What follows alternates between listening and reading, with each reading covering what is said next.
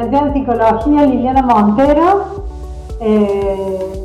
Lili, la verdad que agradecemos muchísimo que te haya dado el tiempo para estar aquí, atento a la importancia que tiene para nosotros el inicio de la cátedra de ética de ontología profesional del acompañamiento terapéutico, y que es una de las materias casi al final de la carrera de AT.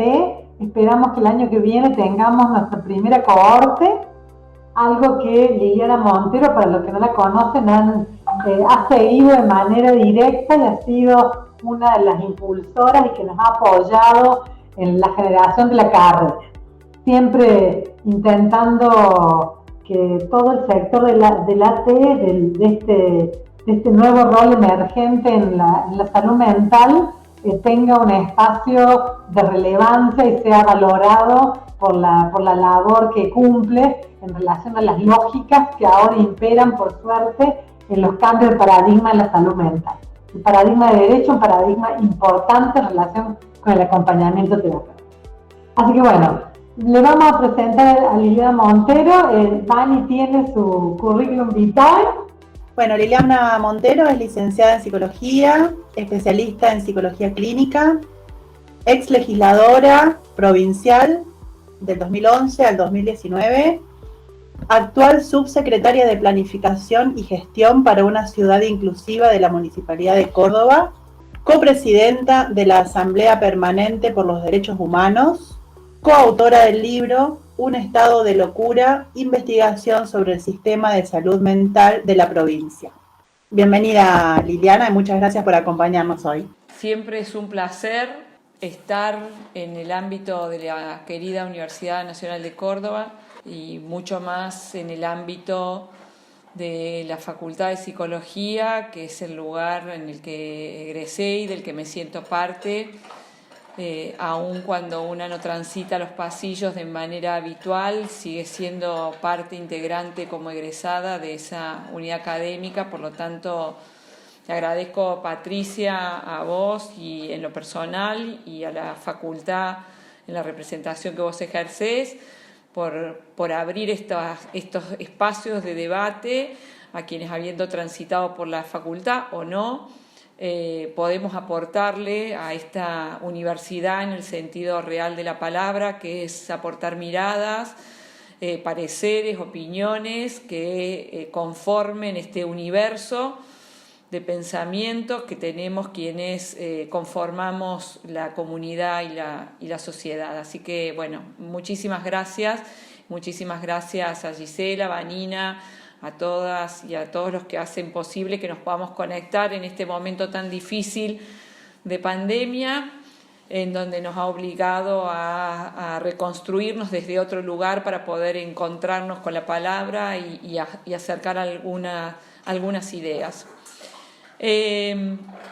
Para mí, obviamente, es altamente gratificante conversar hoy en esta cátedra de ontología por muchas cuestiones. En primer lugar, porque es una cátedra de la carrera de acompañante terapéutico, con la cual, obviamente, como bien Patricia refería, he sido parte en esa construcción, sino bien de la carrera, de lo que es la ley 10.393, que es la ley que regula la profesión de acompañante terapéutico en nuestra provincia. Y también es muy importante que sea en la cátedra de deontología, ¿no? Porque creo que es una de las discusiones más importantes que hemos tenido cuando fuimos construyendo la ley. Así que me gustaría empezar contando cómo llegué, por lo menos yo, a la presentación de este proyecto de ley en el año 2013, y que no es por casualidad. Digo, hay muchas formas por las cuales un legislador, una legisladora llega a presentar un proyecto de ley. Una de las alternativas puede ser que, bueno, se me ocurrió que hay una laguna legislativa en algún tema y entonces lo estudio y presento una ley. Otra es cuando un grupo de personas o una persona nos acerca a los legisladores, a las legisladoras, una iniciativa determinada, y esa iniciativa se transforma con determinadas características técnicas en una ley. Y otra es cuando a partir de determinadas vivencias o de determinadas realidades que uno ha podido ver, define que es necesario llevar adelante un proceso legislativo. En el caso de la ley de acompañante terapéutico, la realidad fue esa, ¿no? Vanina refería que yo había escrito en el año 2000, que había escrito un libro que fue presentado en el año 2018, creo, y ese libro que refiere a cuál es la realidad, cuál era la realidad del sistema de salud mental de la provincia, claramente fue determinante ese conocimiento de cuál era el sistema de salud de la provincia para poder presentar esta ley de acompañante terapéutico en el año 2013. En el año 2011, cuando asumí por primera vez el mandato legislativo, hacía un año que se había sancionado la ley nacional y la ley provincial de salud mental, ambas dos, y entonces me propuse tratar de investigar, de hacer un seguimiento de cómo las leyes estaban cumplimentándose o no en nuestra provincia, y eso me llevó a recorrer todo el sistema de salud mental de la provincia, no solamente ese año 2011, sino 2012, 2013, 2014, 2015, 16, 17, 18, lo hice durante los 8 años en los que fui legisladora. Y sin querer volver atrás en el tema de cómo estaba el sistema de salud mental, sí me parece que es importante decir de que era un verdadero despropósito, que en realidad poco tenía que ver con las leyes. En esto quiero hacer un paréntesis. Cambiar de un paradigma a otro en una ley como las leyes de salud mental no es una tarea sencilla y no es algo que se hace de la noche a la mañana. Pero también es cierto que las leyes, tanto la nacional y la provincial, no fueron gestadas de la noche a la mañana, ¿no? Siempre refiero que estas leyes no fueron obra de un grupo de iluminados, legisladores o diputados nacionales que dijeron, vamos a hacer una ley. No, tiene que ver con todo un movimiento político, histórico, de entender a la salud mental desde un enfoque de derechos. Y entonces fue un proceso con avances y retrocesos, inclusive avances importantes en la década del 50, del 60, en el 70, con un retroceso tremendo en la dictadura y un avance importante al comienzo de la democracia, otro retroceso en la década del 90 y una vuelta después del 2003, 2004, 2005 hasta la sanción de las leyes en el año 2010. Entonces también era de esperar que el sistema tardara en acomodarse. De todos modos, lo que encontramos con el equipo en esas primeras incursiones y durante muchos años, esto hay que decirlo, por lo menos 2011-2015, fue un sistema de salud mental absolutamente deteriorado, con estándares muy alejados del enfoque de derecho y con verdadera violación a los derechos humanos en cada uno de los dispositivos que íbamos encontrando.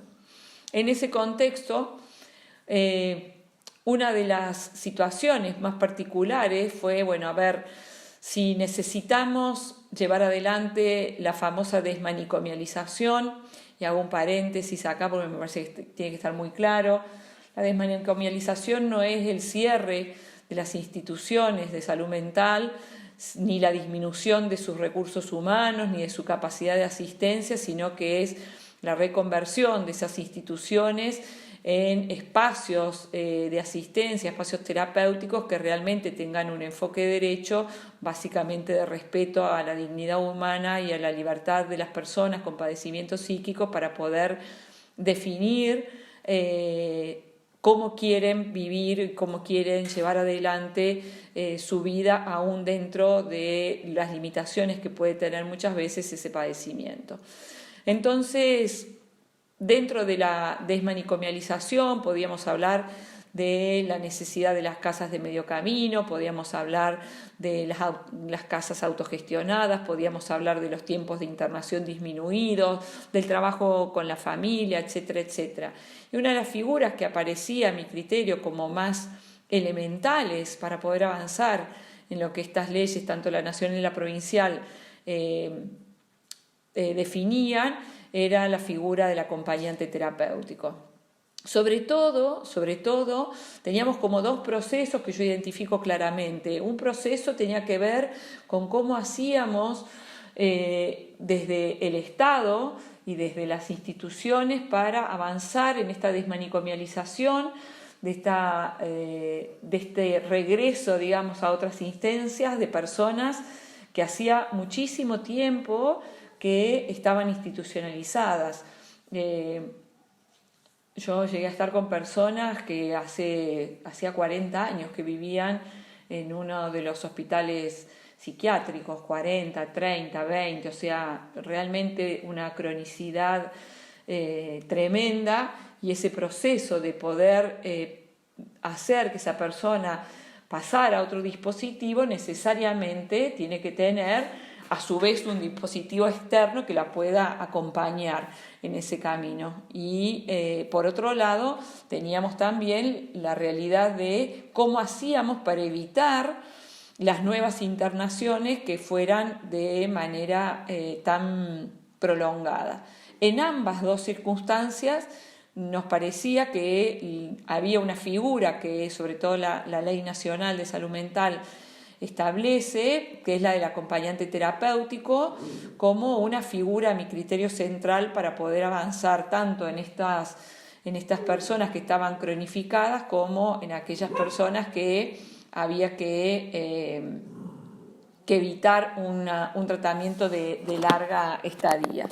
En ese contexto, claramente, lo que hicimos fue empezar a trabajar sobre la figura del acompañante terapéutico, y en eso me parece también que es muy importante, hablaba con Patricia antes, cómo hacer o qué era lo interesante de esto. Lo interesante, sin dudas, la ley lo es, y está bueno que la estudien y la conozcan, pero también es interesante rescatar, a criterio mío, y esto lo compartíamos con Patricia, rescatar claramente el proceso de construcción de una ley, o en este caso particular de esta ley. En general, el camino que he seguido, por lo menos yo, en la construcción de estas leyes que involucran a muchos actores, es, en primer lugar, investigar la realidad por la que estamos atravesando. Segundo, hacer obviamente un chequeo importante de las leyes, las normas y las pautas existentes, ¿no? No se puede empezar a construir un proceso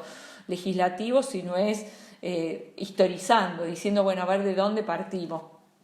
La tercera cuestión es identificar los actores claves en este proceso, es decir, bueno, a ver quiénes tienen algo para decir acerca de esto.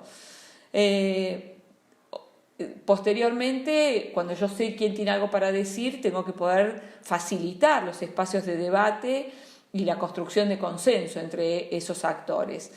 Finalmente se procede a la elaboración de la ley y finalmente se procede a la presentación del proyecto de ley. Todo eso es previo, a mi criterio, digo, hay otros legisladores u otras legisladoras que pueden tener otras metodologías, no es que eso esté establecido en algún lado, sino que quizás la experiencia me hizo pensar que cuando vamos a modificar pautas tan importantes o cuando vamos a crear una ley que regule una profesión que de hecho existía hace más de 40 años, no es nuevo tampoco la profesión de acompañante terapéutico, no es que llega a partir de la ley, sino que hay una historia con 40 años, 20 y pico de congresos, o sea, una historia que empieza antes de que nosotros llegáramos con la ley.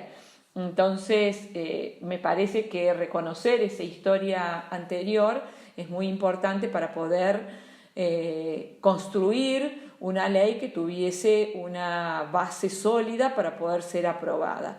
Y entonces, en ese contexto es que fuimos haciendo todos estos pasos. Primero, investigando las normativas, básicamente las normativas vinculadas a la salud mental, tanto la Ley Nacional, la 26657, como la 9848, son obviamente los pilares, los andamiajes más importantes donde se sostiene este proyecto de ley de acompañante terapéutico. sobre todo para poder tener claro cuáles son los criterios que estas leyes fijaban y en ese contexto hacer una ley de acompañante terapéutico que vaya en sintonía. Esa me parece que fue una de las miradas más importantes, decir, bueno, a partir de lo que estas leyes promueven es imposible seguir avanzando. Teníamos estas leyes desde el año 2010 y claramente el sistema nos decía con la realidad que era necesario regular esta profesión. Después avanzamos en esta identificación de los actores claves y en ese sentido nos conectamos con las asociaciones que formaban acompañantes terapéuticos, la Universidad Nacional de Córdoba, en ese momento también la Universidad Católica de Córdoba, que tenía algo incipiente también gestándose, y fuimos teniendo primero entrevistas individuales con cada una de estas asociaciones y obviamente con la institucionalidad de la universidad y de nuestra facultad para poder ir encontrando los puntos de acuerdo. Y en esto, no ha sido un camino fácil, porque obviamente cada una de estas organizaciones tenía y tiene probablemente distintas miradas acerca de lo que debía ser la profesión de acompañante terapéutico, y la universidad también empezaba en paralelo a dar un debate que seguramente ustedes lo han tenido en la facultad. Ha empezado un debate acerca de la creación de la carrera. Fueron como procesos muy en sintonía. Y en estos actores claves fueron muy importantes para nosotras en esta construcción de la ley, fueron muy importantes las organizaciones y las instituciones que venían preparando acompañantes terapéuticos. En este sentido, me parece que es sumamente importante algunas consideraciones que fueron en ese momento también importantes.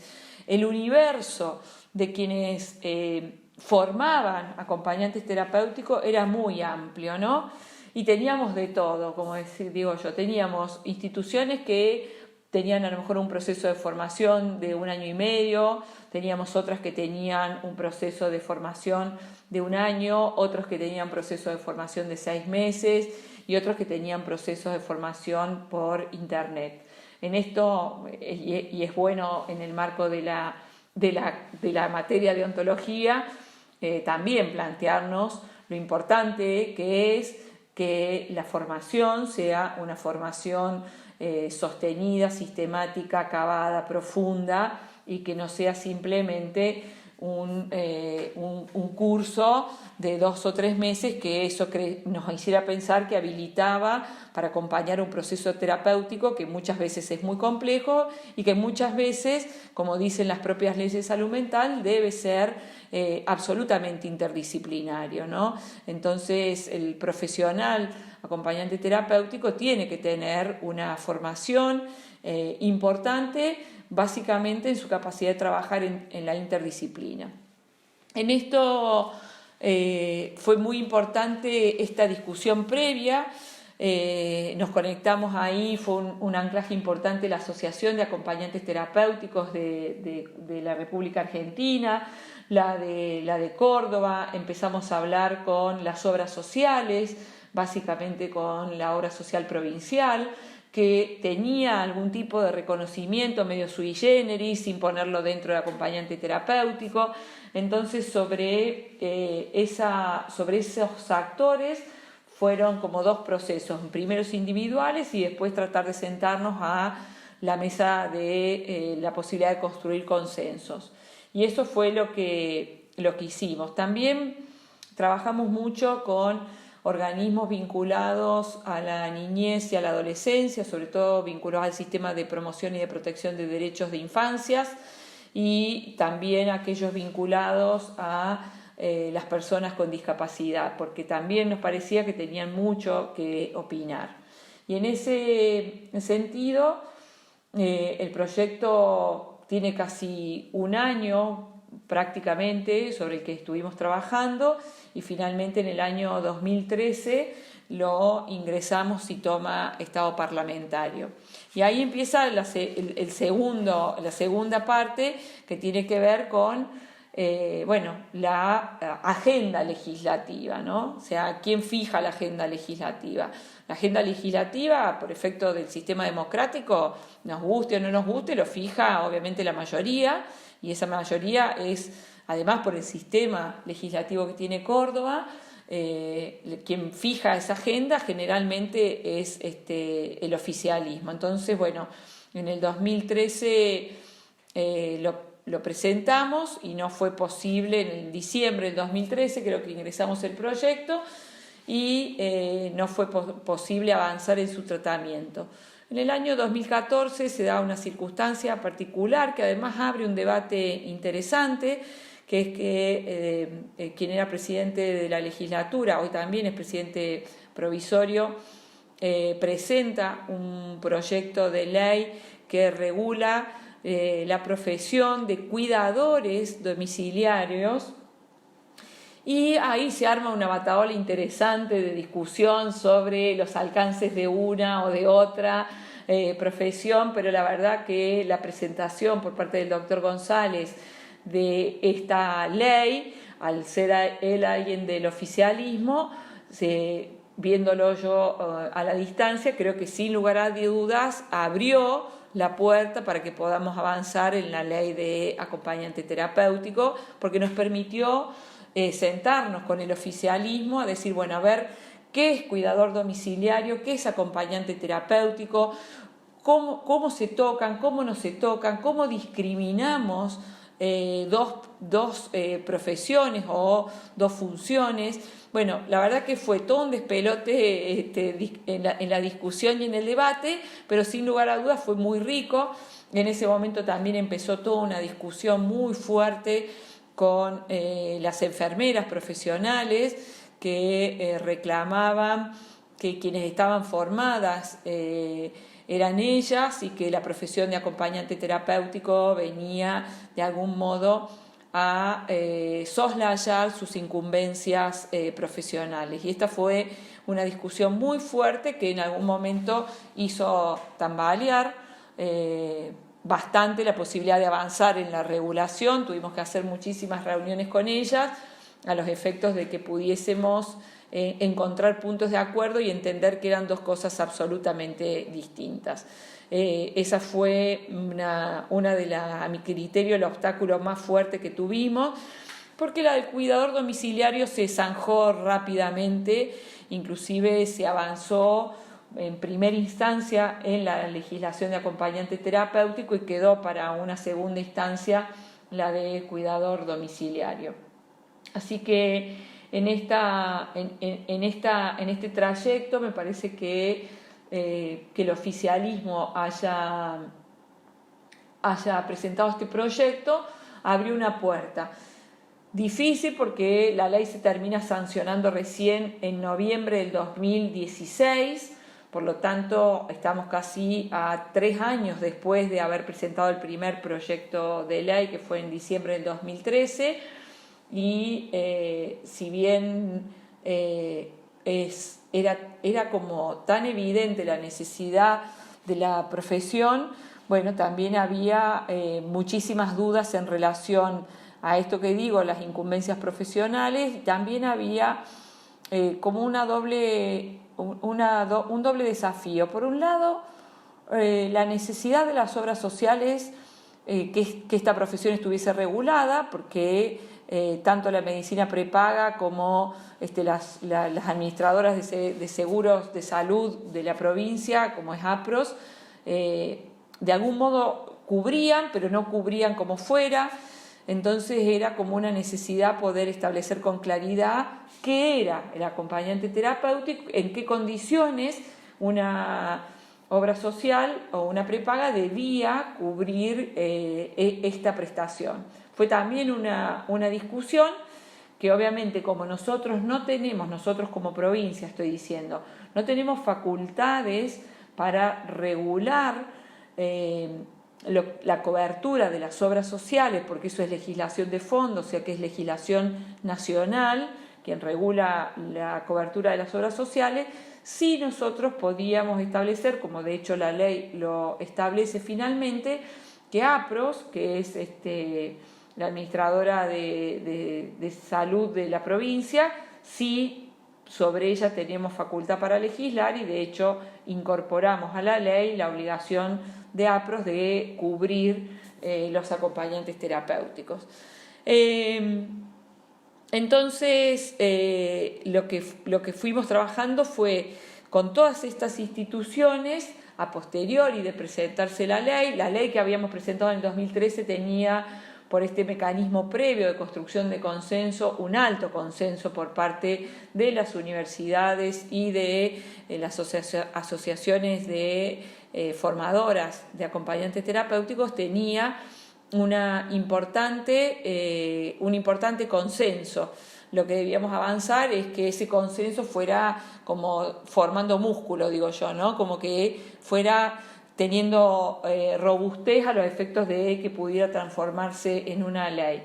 Y muchos me podrían preguntar, bueno, pero si era buena la ley, ¿cuál era tanto el problema? Bueno, la verdad que hay una cuestión bastante compleja de explicar desde el punto de vista del proceso de formación y de sanción de las leyes, pero que tiene que ver con las mayorías y las minorías, y hay como una escuela bastante vieja de la política argentina, y Córdoba no es la excepción, de que las leyes que se sancionan son las que propone la mayoría. Y bueno, y esa, digo, con mucha autocrítica al sistema político, en el cual me incluyo, es algo que cuesta muchísimo revertir, y que muchas veces hay muchas leyes presentadas por la oposición que pueden ser muy buenas pero que no se ponen en debate, ¿no? Pero tiene que ver con una lógica de funcionamiento que no es responsabilidad del partido A, B o C, sino que es responsabilidad de la estructura y del sistema político que todavía impera en Argentina en términos de, bueno, si un oficialismo acepta debatir una ley de la oposición, eso lo debilita. Una cosa bastante ilógica en realidad, pero bueno, funciona así, entonces costó bastante. Por eso digo yo que agradezco que el doctor González haya presentado esa ley, porque sin lugar a dudas abrió la puerta para que pudiésemos avanzar en el tratamiento de la ley de acompañante terapéutico. Dicho eso, la ley es una ley muy simple, pero bastante específica, bastante limpia, se llama desde el punto de vista legislativo, no tiene cosas engorrosas o difíciles de comprender, es una ley que está muy clara en sus propios dispositivos, por lo tanto tampoco era tan compleja la reglamentación de la ley, aun cuando la reglamentación fue más compleja que la sanción de la propia ley, en términos de que ya habiendo un marco, un acuerdo sobre lo que debía ser, esperaba, por lo menos esa era mi expectativa, que la reglamentación fuese mucho más rápida, porque los actores estaban de acuerdo, la universidad estaba de acuerdo, la universidad ya había avanzado en la conformación de su carrera. No me acuerdo, Patricia, ¿cuándo fue la carrera? Presentó el primer documento en el 2014. En el 2015 ya sale. Así que efectivamente ahí tenemos como un avance que en realidad viene siendo paralelo al esfuerzo que vos estabas haciendo en la legislatura. Por eso fueron caminos muy paralelos, tanto de la universidad, de la facultad, como del proceso legislativo, y eso me parece que ayudó muchísimo, porque era como que hubo una fuerza muy importante que trabajó en sinergia desde el punto de vista del poder legislativo, que era el responsable de la sanción de la ley, y por el otro lado toda la movida que hubo en relación a la propia facultad, en donde si bien había una decisión política del decanato de avanzar en la regulación de la carrera, también hubo, me parece a mí, esta es mi evaluación, capaz que Patricia la comparta, hubo un fuerte acompañamiento del sector estudiantil, que claramente se encolumnó en que esta era una pelea que estaban dispuestos a dar. Lo grafico puntualmente al sector estudiantil porque me parece que fueron los que con mayor claridad dentro del universo, más allá de la gestión, digamos, como conducción, dentro del resto del universo que conformamos los distintos claustros, podría decir, me parece que el claustro con que más fuerza tomó este desafío de avanzar en la carrera y de acompañar también el proceso legislativo fueron los y las estudiantes. Y me parece que eso fue muy importante porque también obligaron ellos a que todas estas asociaciones, en las cuales muchos y muchas de ellas se formaban como una cuestión en paralelo a la carrera de la licenciatura en psicología, de algún modo obligaron también a estas asociaciones de acompañante terapéutico a sentarse a la mesa de construcción de consenso. Por lo tanto, para mí fue casi como un elemento bisagra entre la facultad y la legislatura, la presencia de los estudiantes y las estudiantes en este proceso, ¿no? O sea que para mí ha sido muy importante. También tuvimos, obviamente, una discusión con el colegio de los colegas, con el colegio al que pertenecemos, que es el Colegio Profesional de Psicólogos. También hubo una discusión, todo cambio o toda nueva profesión genera de algún modo este temor respecto de vamos a perder trabajo los psicólogos, cuáles son nuestras incumbencias, va a terminar ejerciendo el acompañante terapéutico en función de lo que tiene que hacer un psicólogo. Bueno, esta discusión atravesó todo, desde el momento en el que decidimos empezar a construir el proyecto de ley hasta el momento de la sanción. Hubo muchas resistencias por parte de la profesión. Supongo yo, no viví aquel momento, pero supongo yo que fue la misma resistencia que tuvieron los médicos o los psiquiatras cuando la psicología se constituyó como una profesión independiente. Digo, siempre hay temor de que lo nuevo toque el status quo y mueva algunas estanterías, ¿no? Y la discusión estaba dada básicamente con que en realidad el acompañante terapéutico era un instituto central para poder llevar adelante la tarea en muchos casos de los psicólogos y las psicólogas, sobre todo cuando estamos pensando en los parámetros que fijan las leyes de salud mental, que tienen que ver con básicamente la disminución ostensible de las internaciones. Entonces, mirándolo a la distancia, me parece que lo que hemos hecho ha sido pura ganancia en términos de que hemos constituido una profesión que además la falta de legalidad de la ley y por el otro lado la falta de que existiese una propuesta académica por parte de la Universidad Nacional hacía muy difícil que efectivamente quienes ejercieran como acompañantes terapéuticos tuviesen las capacidades acreditadas para poder llevar adelante este proceso de acompañamiento, valga la redundancia, no solamente hacia los pacientes o hacia las personas padecientes o hacia los usuarios, pónganle el nombre que quieran, sino también un proceso de acompañamiento en la indicación terapéutica y por ende en las y los profesionales de la salud mental que necesitamos hacer uso de esta herramienta en muchas circunstancias de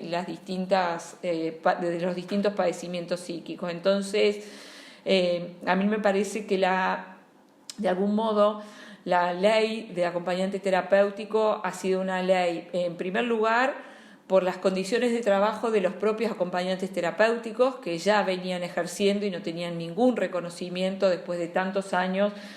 40 años nos relataban de historia, 25 que habían tenido en congresos propios, por lo tanto, vaya si había una historia que los avalaba para poder avanzar en esto.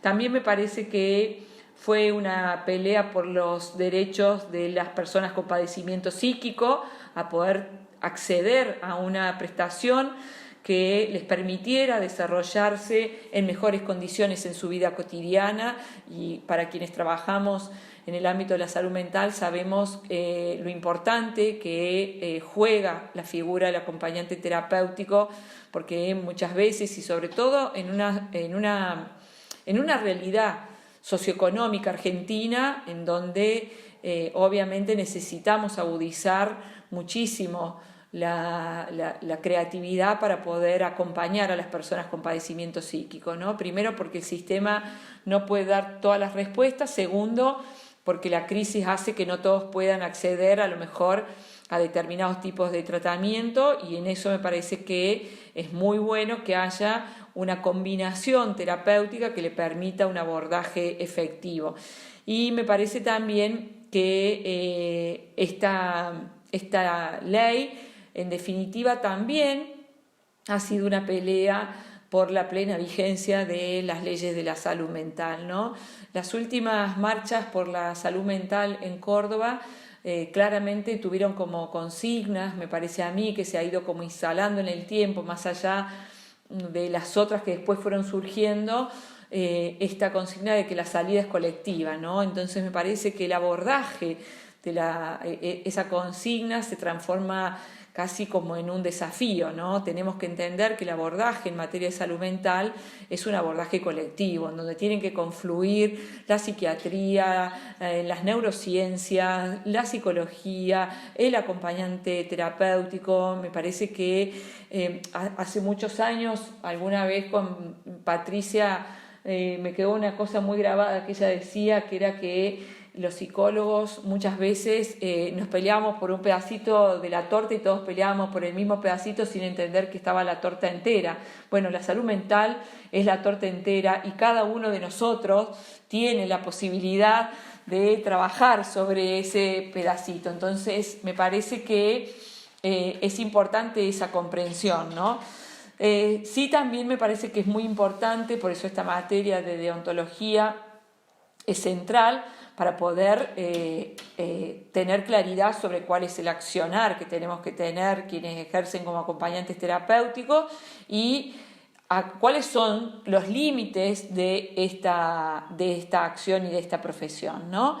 Y en esto me parece que la universidad y que nuestra facultad tenga hoy una carrera sin desmerecer a ninguno de quienes hicieron caminos. De hecho, hay muchos que entiendo que están en la carrera hoy que provienen de las experiencias de haber tenido instituciones formadoras y demás, pero sí me parece que la presencia de la facultad y de la universidad es una presencia esencial para poder formar en un abordaje integral, en un abordaje multidisciplinario y en un abordaje básicamente ético de cuál debe ser la función que tiene el acompañante o la acompañante terapéutica. Eso me parece que es un poco lo más importante que a mí me gustaría como traducir hoy. La verdad que no tuve en cuenta el tiempo, no sé cuánto tiempo tenemos, no sé cómo es el mecanismo cuando seguimos hablando de esto, pero sí me parece que son como los desafíos que tenemos por delante. Tiene que ver con lograr que la reglamentación efectivamente salga, es una necesidad imperiosa, y me parece también que es un buen desafío pensar cuánto de lo que hemos construido, tanto con la universidad como desde el punto de vista legislativo, sirve. Las leyes no se ponen en marcha automáticamente a partir de la sanción. La sanción es un paso más, ¿no?, de la ley, pero sí me parece que tenemos que avanzar, a lo mejor en poco tiempo, en poder hacer una evaluación, así como la universidad, entiendo, hará una evaluación de cómo ha sido su desarrollo en el marco de la carrera. La legislación también tiene que hacer una evaluación acerca de, bueno, cuánto ha servido o cuánto no ha servido que tengamos una ley que regule la profesión de acompañante terapéutico. Así que a mí me parece que el proyecto que después se transformó en ley tiene como virtud la construcción del consenso, la fijación de parámetros claros, el proceso conjunto con la universidad y con nuestra facultad para poder ser en un movimiento de sinergia, y básicamente tiene como desafío por delante seguir profundizando en la profesión de acompañante terapéutico como una piedra angular en lo que son los tratamientos de salud mental. Lili, ¿qué te parece? Están llegando preguntas.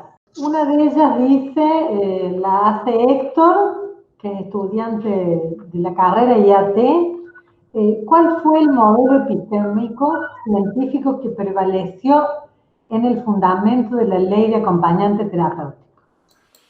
Bueno, un poco lo dije al principio, que tiene que ver con el enfoque de derechos que ha tenido y ha inundado, si se quiere, y el enfoque de derechos es basado en un enfoque de derechos humanos, básicamente, y ese me parece que es el anclaje más fuerte que ha tenido, tomando las leyes de salud mental, tanto provincial como nacional, pero si yo tuviese que en lo personal decir cuál ha influenciado más, tiene que ver más con el enfoque más amplio que tiene la ley de salud mental de la nación, ¿no? Me parece que tiene, la de Córdoba me parece que es más bien más operativa, pero desde el punto de vista del contenido filosófico, epistemológico y demás, me parece que la Ley de Salud Mental de la Nación, haciendo foco en los derechos humanos de las personas que tienen un padecimiento psíquico y poniendo el eje claramente en la salud y no en la enfermedad, es el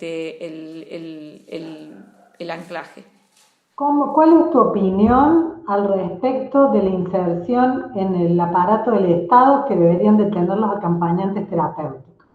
Absolutamente positivo, creo que la verdad le haría muy bien al sistema de salud mental de la provincia la incorporación de los acompañantes terapéuticos. Voy a hacer acá una pequeña digresión que tiene que ver con mi función actual y me parece que eso avala también esto que estoy diciendo. Como efecto de la pandemia, tuve bajo mi órbita un programa desde la Municipalidad de Córdoba que estuvo vinculado por COVID a personas en situación de calle. Y tuvimos alojadas 525 personas que estaban en situación de calle a partir del 20 de marzo, cuando se decreta el aislamiento obligatorio. Y en ese contexto de estas 525 personas que estuvieron bajo la órbita del área que tengo actualmente, realmente una de las situaciones que más me impactó es la cantidad de personas con padecimiento psíquico que estaban en situación de calle, ¿no? Y que circulan de algún modo entre un dispositivo y otro dispositivo de salud mental, llámese hospitales básicamente monovalentes, ya sea de la capital o del interior, y entonces una de las cuestiones que planteaba y que conversaba con algunas referentes y algunas autoridades del área de salud mental era la necesidad de incorporar la figura de acompañamiento terapéutico, porque no puede pasar que una persona que tiene un padecimiento psíquico y que a lo mejor la estamos asistiendo en una de las instituciones se va y nadie sabe nada, ¿no? Y bueno, la verdad que hay un número importante de personas de las que estaban en situación de calle con padecimiento psíquico, que yo creo que serían personas a las que se podría abordar correctamente si una de los anclajes que hubiésemos tomado sería el acompañamiento terapéutico. Bueno, en algún sentido algo has dicho al respecto, pero la pregunta va en la orientación de si vos piensas que es necesario que los estados destinen recursos específicos para esta tarea. Sí, creo que parte del sistema de salud mental debe contemplar la incorporación de la figura de los acompañantes terapéuticos. A decir verdad, también siempre digo, no lo he hecho yo específicamente porque a lo mejor no tengo acceso a toda la información, pero creo que si el Estado hiciera un estudio serio sobre los costos económicos que tienen los procesos de recaídas, de reinternaciones, de intervención de distintos actores, sería mucho más alto el costo económico que si pusiesen esos recursos en la articulación adecuada entre las distintas profesiones y dentro de ellas el acompañamiento terapéutico, ¿no? La verdad que, cualquiera de quienes trabajamos en el área de salud mental sabemos que los resultados cuando hay un acompañante terapéutico en un proceso sobre todo en determinadas patologías, es absolutamente beneficioso para el tratamiento, para el profesional y fundamentalmente para la persona que puede tener este acompañamiento. ¿Qué nos sugerís para avanzar en la reglamentación? Bueno, qué difícil. La verdad que no sé en qué situación está la reglamentación hoy, no sé qué ha pasado ni si efectivamente no se ha reglamentado y por qué no se ha reglamentado. No he tenido últimamente alguna noticia respecto de eso. A lo mejor, Patricia, vos tenés más información que yo.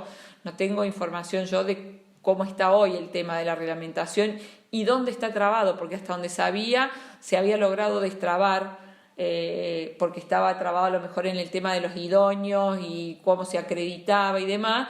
Entiendo o entendía yo que se había destrabado ahí, pero la verdad que me parece que primero estamos con un problema bien grande, que es el coronavirus, y es difícil avanzar en cualquier acción que pareciera ser que vaya por fuera de la pandemia, pero sí me parece que a partir de diciembre del año pasado, que hay un nuevo ministro de salud de la provincia, que además era funcionario de alto rango también, creo que era secretario de salud en la gestión anterior, por lo tanto conoce perfectamente el trayecto de la sanción de la ley, pero sí me parece que hay que volver a juntar esta sinergia entre los estudiantes, las asociaciones de profesionales y en este momento la universidad, que tiene la carrera ya establecida, y bueno, volver a insistir sobre la necesidad de la reglamentación. Me parece que no hay mucho más que golpear puertas, ¿no? Otra persona vuelve a decir, más allá de los actores de turno, ¿por qué considerás que la reglamentación no se haga efectiva aún? Yo la verdad que no tengo mucha explicación, porque la verdad que no hay ningún impedimento. El impedimento uno la podría pensar en que hay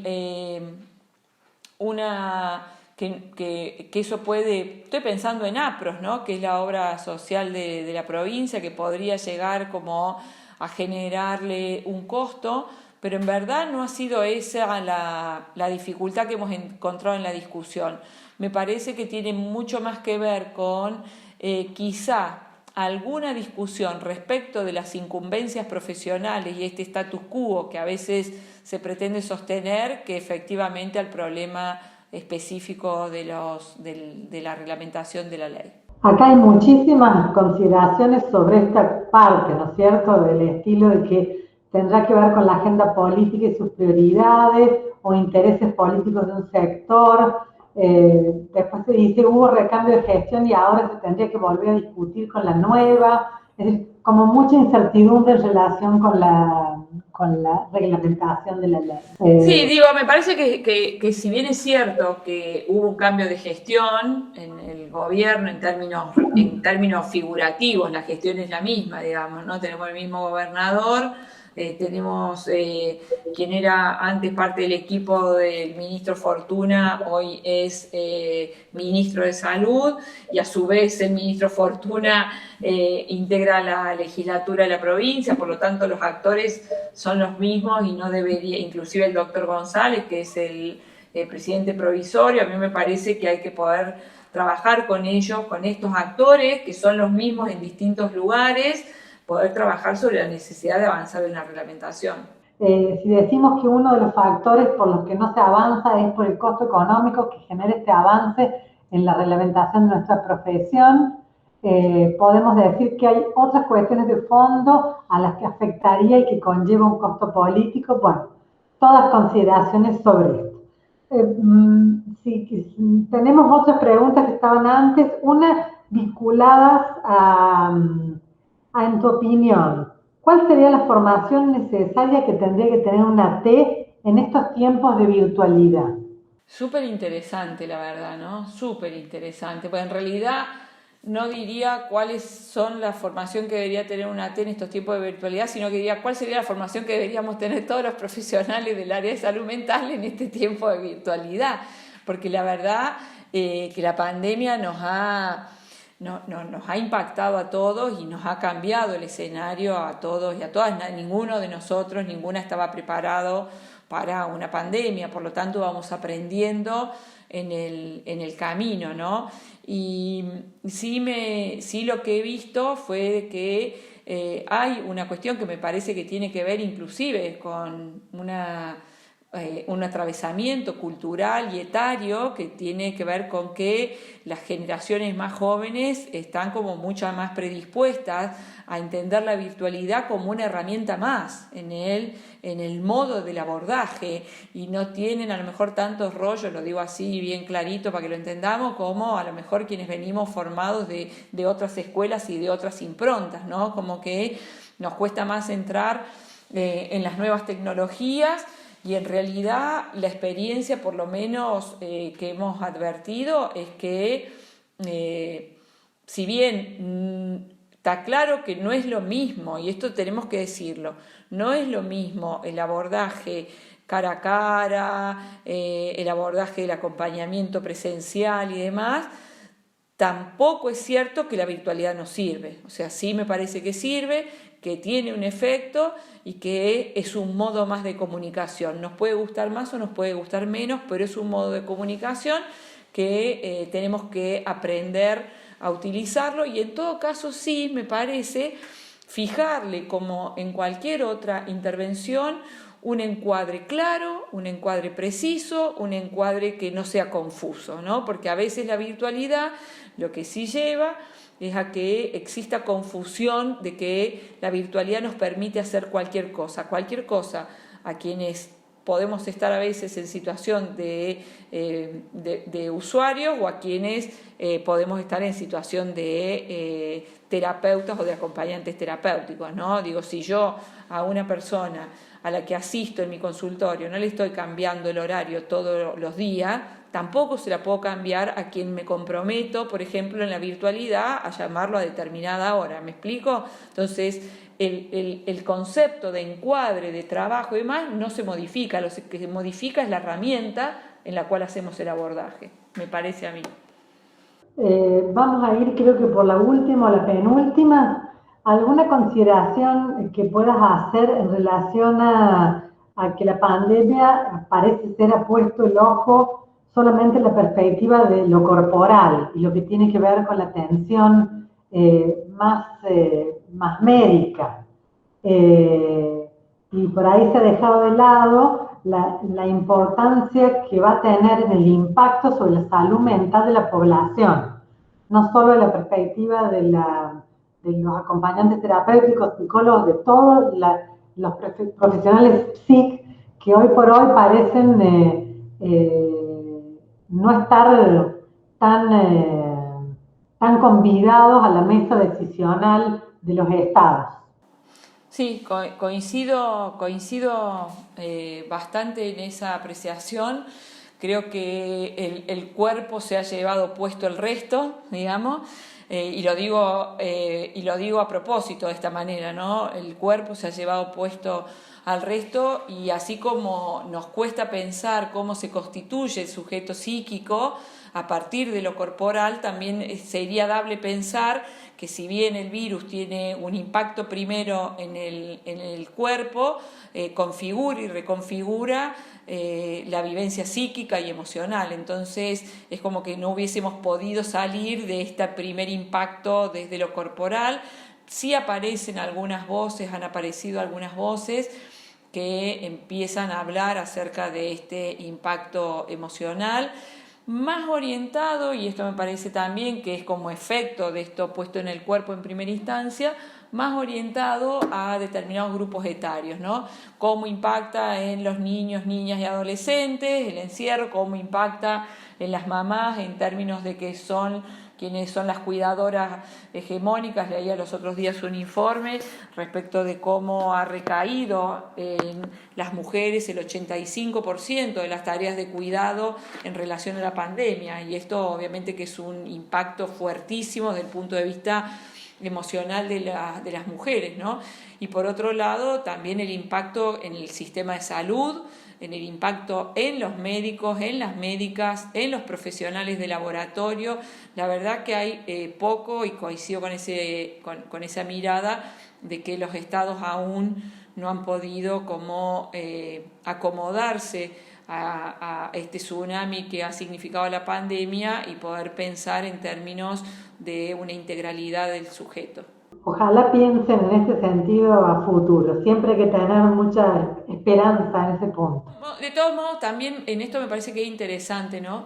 En esta experiencia que tuvimos con las personas en situación de calle, nosotros, quizás porque obviamente al estar al frente del programa, una de las primeras cuestiones que hice fue consultar a quien yo creo que es un especialista importante en catástrofe, que es el colega Sebastián Bertuccelli, y una de las cuestiones que más trabajamos fue en el abordaje por parte de equipos interdisciplinarios respecto de esta población, ¿no? Que de pronto tuvo un impacto tremendo porque eran personas que estaban en situación de calle, de pronto le decían que tenían que estar encerradas y de pronto los llevamos a un hotel y de pronto del hotel a un polideportivo y de deambular todo el día pasaron a tener que estar encerrados. Bueno, eso necesitó de un abordaje multidisciplinario que dio como consecuencia que, por ejemplo, de esas 525 personas, hoy tengamos 80 que están bajo un programa social municipal y bajo ese programa, a su vez, están con un trabajo de asistencia, tanto desde el punto de vista físico, porque hay muchas enfermedades infectocontagiosas de las que tienen, y por otro lado muchas cuestiones que tienen que ver con el consumo indebido de sustancias. Entonces, bueno, hay un grupo de 80 a partir de la flexibilización que están bajo este abordaje bastante interesante, que es toda una experiencia y vamos a ver cómo resulta. Excelente. Hay una última pregunta que es bastante integradora, por eso me parece que está buena para ir cerrando. Victoria dice, a 10 años de la Ley de Salud Mental, ¿cuál cree que es el desafío de las instituciones de salud pública y las AT y psicólogas y psicólogos? El primer desafío me parece que no es enamorarse de lo que creemos, ¿sí? El primer desafío es no enamorarnos de las leyes pensando que las leyes vienen a resolver un problema, ¿no? Las leyes lo único que hacen es aportar algo de luz a ese problema, pero no resuelven el problema, ¿tá? Y me parece que a veces hay cierta mirada romántica sobre el alcance que debe tener la ley y lo que efectivamente puede hacerse en el marco de la modificación de paradigmas. Los cambios de paradigma no suceden de un día para el otro, lleva un proceso de muchísimos años, y entonces me parece que el mayor desafío que tenemos por delante es claramente hacer un balance, ¿no? Y el balance no puede pasar solamente, a mi criterio, por decir no se cumplió la ley, sino también por poder detectar los puntos por los cuales las leyes no se han podido cumplir. Si es un problema de las leyes, es un problema del sistema, o es un problema de que las leyes que sancionamos no dan las respuestas adecuadas a los problemas sociales y a los problemas de salud mental que tenemos, ¿no? O sea, porque hay muchas cuestiones, lo digo porque algunas discusiones hemos tenido si esto se daba, y se da. Si tenemos una persona que hace 40 años o 30 años o 20 años que estaba internada en un manicomio, así con todas las letras de lo que significa el manicomio. De pronto venimos nosotros con una ley que está bárbara y decimos no, hay que llevarlo, que se reintegre a su casa. Y resulta que cuando vamos a su casa, la persona que lo tiene que reintegrar tiene 80 años.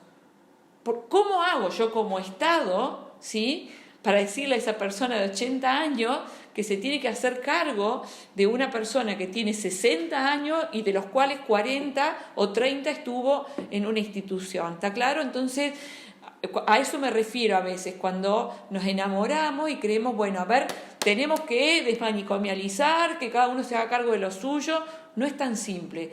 El proceso, sobre todo, por eso me parece que es muy importante marcar una línea entre lo que tenemos que hacer ahora con los procesos de internación y una población que es importante, que el Estado tiene a cargo, que deben ser aproximadamente unas 1.000 personas, unos 1.000 cordobeses y cordobesas, que están siendo parte del sistema histórico y que están en el sistema como parte del viejo paradigma. Tenemos que resolverlo como en 2 andariveles, ¿no? Liliana Montero, muchísimas gracias, la verdad que ha sido excelente y después fíjate en el chat gigante que toda la gente ha intervenido mientras vos estabas hablando, muy positivo. Yo no lo veo al chat, porque esta es una forma que es muy mala, porque estamos las 3 acá, pero en el otro lugar aparece la interacción. Ah, bueno, después lo veo, no sé cómo, me mandás un WhatsApp y me decís dónde lo leo. Te mostramos sin duda dónde está, pero la verdad que están como muy motivados por diciendo cosas al respecto de lo que vos estás comentando, pero ha sido muy buena la participación y están todos muy contentos, estamos todos muy contentos, agradecidos de corazón, pero no estamos agradecidos porque estás acá, sino porque nunca has bajado los brazos con estos temas de la salud mental.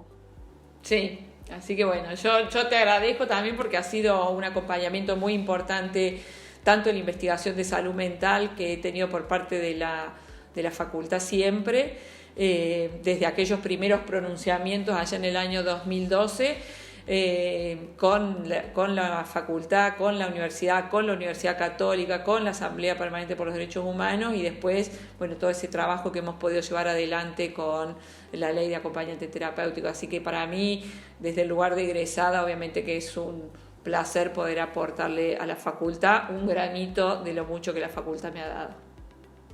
Bueno, nada, después miré el chat porque te están amando. Gracias, muchas gracias. Nos vemos en la asamblea. Gracias, licenciada Montero. Estuvo bárbara la clase, un placer escucharla. Muy importante llevar este debate a la sociedad. Hermosa charla. Bueno, y así, montones. Así que después lo leo. Sí, un abrazo grande y seguramente encontraremos cuando la ley se reglamente. Por lo menos. Prometemos, aparte, ojalá nos podamos ver para hacer un asado, por lo menos un choripán. Y sin duda, la facultad con vos y con otras entidades va a ser un evento porque vale la pena que nos pongamos felices cuando se esté reglamento. Ojalá sea antes que tengamos la primer corte de egresado. No, tienes razón. Bueno, nada, muchas gracias, Lili. Bueno, chao, muchas gracias a ustedes. Chao, chao. Hasta luego.